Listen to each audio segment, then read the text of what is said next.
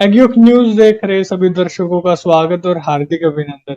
आज हमारे साथ जो किसी परिचय के मोहताज नहीं है, पोल्ट्री के जाने माने एक्सपर्ट, आप पहले भी हमारे चैनल पर सुन चुके हैं। और जो परफॉर्मेंस की नहीं, डायरेक्ट प्रॉफिटेबिलिटी की बात करते हैं, जो बैलेंस शीट की बात करते हैं, बार बार किसान भाइयों को जागरूक करने का काम करते हैं। तो हमारे साथ आज मुंबई से ओंकार सिंह बत्रा जी एक बार जुड़ चुके हैं और पहले भी सीरीज में आप देख चुके हैं जो बत्रा जी आप लोगों को एजुकेट कर रहे हैं न्यूज के माध्यम से कि भी किन किन चीजों का ध्यान करना चाहिए पोल्ट्री बिजनेस में। तो आज हम उसी विषय पे बात करेंगे। तो सबसे पहले तो आपका स्वागत है sir. Thank you very much. ये दारोमदार ये तीन चीजों पे डिपेंड करता है, जिसको हम बोलते हैं इनपुट कॉस्ट, परफॉर्मेंस और सेल्स प्राइस। लेकिन प्रॉफिट इनपुट कॉस्ट, परफॉर्मेंस और सेल्स प्राइस की वजह से नहीं आता। प्रॉफिट आता है low input cost, with low input cost, good performance and high average sales price. मैं आपको एक बता दूं कि जो मेरा तजुर्बा बोलता है, अगर आप बिजनेस करते हैं तो कोई भी बिजनेसमैन जो है, जब इसको ये स्लाइड को जब देखता है तो वो यहां से यहां जाने की बात करेगा कि हाँ भाई, ये बात तो बिल्कुल सही है कि हमारे को लो इनपुट कॉस्ट चाहिए, बिल्कुल लो इनपुट कॉस्ट चाहिए, हमको अच्छा परफॉर्मेंस भी चाहिए। ये अगर हमने दो ले लिया तो हमारे को हाई एवरेज सेल्स प्राइस भी चाहिए। लेकिन मेरा ऐसा मानना है, आप बाएं से दाएं ना जाते हुए आप दाएं से बाएं आए। ये मैं अगर मैं 100 लोगों को जानता हूं तो 95 से 97 लोगों की जो गलतियां हैं वो ये है कि वो यहां से यहां जाना चाहते हैं। कई लोग ऐसे हैं जो पहले परफॉर्मेंस पे ध्यान देते हैं, फिर वो लो इनपुट कॉस्ट पे ध्यान देते हैं, फिर वो बोलते हैं कि भाई अब वो क्या करे, जो माल है वो बेचना पड़ेगा वगैरह वगैरह। फिर वो सेल्स प्राइस पे आते हैं, क्योंकि वो ऐसा उनका कहना है कि सेल्स प्राइस हमारे बस में नहीं है, जो मैं साबित कर दूंगा आपके बस में है।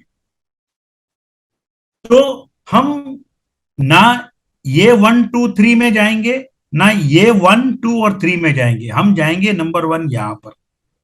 अब आप एक छोटी सी बात आप समझ लें, चाहे वो ब्रॉयलर फार्मर 5,000 का हो या वो हो 5 करोड़ का, ये शर्त सभी पे लागू होती है।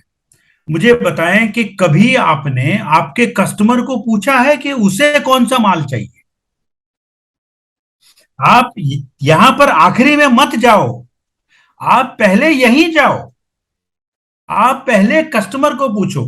देखो, पूरे हिंदुस्तान में मेरे हिसाब से 32 स्टेट हैं और 3 यूनियन टेरिटरी है। 32-35 जगह पे आपको 35 टाइप का आपको कस्टमर मिलेंगे।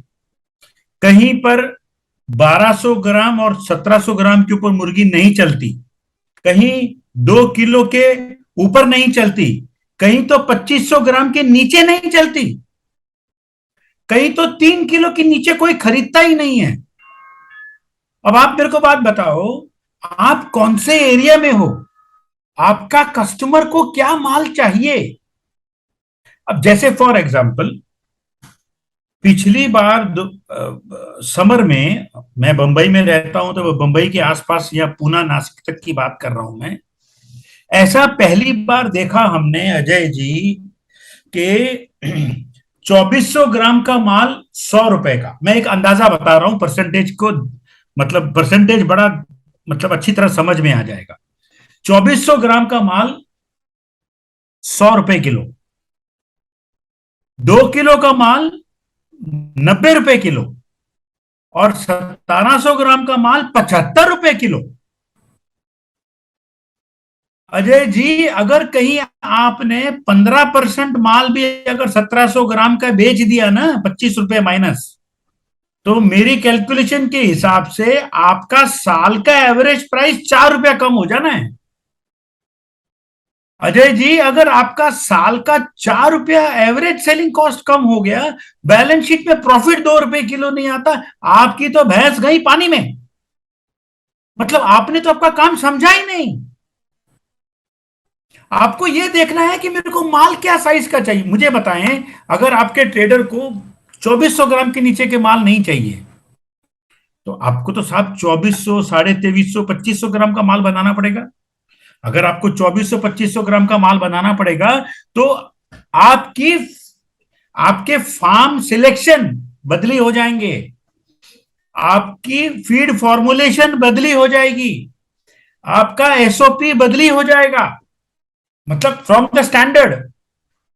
और अगर आपको सिर्फ 2 किलो का माल चाहिए, तो भी आपकी एसओपी अलग होगी, आपका काम करने का तरीका अलग होगा, आपकी फीड फॉर्मुलेशन अलग होगी, आपकी चिक्स क्वालिटी आप अलग तरीके से कॉम्प्रोमाइज कर सकते हैं। लेकिन 2400 ग्राम के लिए आपको वो चिक्स लेने पड़ेंगे जो 2400 ग्राम तक का वजन देगा, जिसको मेरी भाषा में बोलते हैं लंबी रेस का घोड़ा। ऐसी कई ब्रीड है जो 1700 ग्राम के ऊपर तकलीफ देती है। अगर आपके मार्केट में 1700, 1600 ग्राम का माल चलता है, 1400 ग्राम का माल चलता है, आप वो भी ब्रीड ले सकते हैं जो ज्यादा इकोनॉमिकल हो सकती है, क्योंकि आपको उतना बड़ा नहीं करना है। सो द पॉइंट इज, ये आपके पार्ट, ये आपकी स्ट्रैटेजी का पार्ट है, ये आपके होमवर्क का पार्ट है। मैं आपको एक बात और बता रहा हूं, आने वाले 2 साल के बाद आपकी पास से खराब क्वालिटी का माल कोई मुफ्त में भी नहीं लेगा। 10-20 रुपए तो छोड़ दो। तो क्या आपको इन सब चीजों को आपकी स्ट्रैटेजी का हिस्सा नहीं बनाना पड़ेगा? आपको स्ट्रैटेजी में बहुत सारी चीजें बनानी पड़ेंगी कि मुझे कौन सा माल बनाना है। मेरे पास टाइप ऑफ जो इंटीग्रेशन में जो फार्म्स हैं, वो ए ग्रेड के चाहिए कि बी ग्रेड के चाहिए और सी डी के नहीं चाहिए। क्या आपके एरिया में है या नहीं है? नहीं है तो बनाने पड़ेंगे, उनको ट्रेनिंग देनी पड़ेगी, उनका स्किल इंप्रूव करना पड़ेगा। ये आपकी स्ट्रैटेजी का पार्ट है। अगर आपने किसी डी या ई ग्रेड वाले फार्मर को बोल दिया 2.4 किलो का हमको बॉडी वेट चाहिए, वो आपको 2.4 तो देगा नहीं, लेकिन 2.4 का आपको एफसीआर जरूर दे देगा। तो ये आपकी स्ट्रैटेजी में आएगा। तो आपको सेल प्राइस, सेल क्या सेल पे करना है, उसको ध्यान में रखते हुए फिर आपके एरिया में लीन पीरियड क्या है, पीक पीरियड क्या है, ये आपको पता होना चाहिए। अभी आप माल ग्रो कर रहे हो 2400 ग्राम का, और आपको पता है कि मेरे पास श्रावण में 50% ही खाली सेल रहती है, आपने 90% माल डाल दिया, वो साथ 2400 ग्राम का माल 3.25 किलो हो जाएगा, और कहीं भाव कम हो गया, आपकी बैलेंस शीट उठ नहीं पाएगी। तो ये आपके स्ट्रैटेजी का पार्ट है। आप देखिए आप किस किस तरह की, मैंने खुद ने गलतियां की हैं, छोड़ो बेवकूफियां की हैं। साबित कब हुआ बेवकूफियां गलती हुई? जब बैलेंस शीट में रेड डॉट आ गया। मालूम क्या पड़ा? पता था 40% का सेल है, लेकिन फिर भी मैंने माल 90% डाला। वाई से वर्षा, जब माल की जरूरत होती है मुझे पता है, लेकिन मैंने माल कम डाला, उस वक्त भाव भी ज्यादा था, तो मुझे कम रेट वाला जो भाव था उसमें ज्यादा किलो आ गया, और ज्यादा रेट वाला जो भाव था तब मेरे पास कम रेट आ गया। आपका एवरेज प्राइस लोगों से 7 रुपए किलो कम हो गया। अब आप उठ नहीं पाओगे। सब इनपुट कॉस्ट और परफॉर्मेंस तो बाद में आएगा, पहले आप यहां पर तो ध्यान दे दो। फिर अगर आपको 2400 ग्राम चाहिए, तो फिर आपको, अगर आपका ये आउटपुट अगर आपका आपका फ्रेम लाइन में आ गया, तो फिर आप गुड पर उस तरह के माल को बनाने के लिए आपको अच्छे फार्म ढूंढने पड़ेंगे।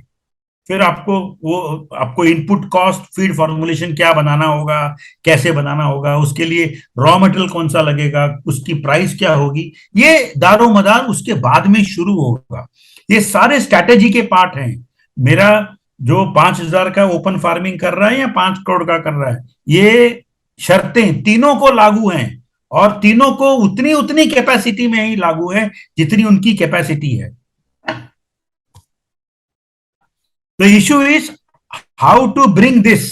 और इस काम के लिए कोई विक्स फॉर्मूला 44 नहीं है।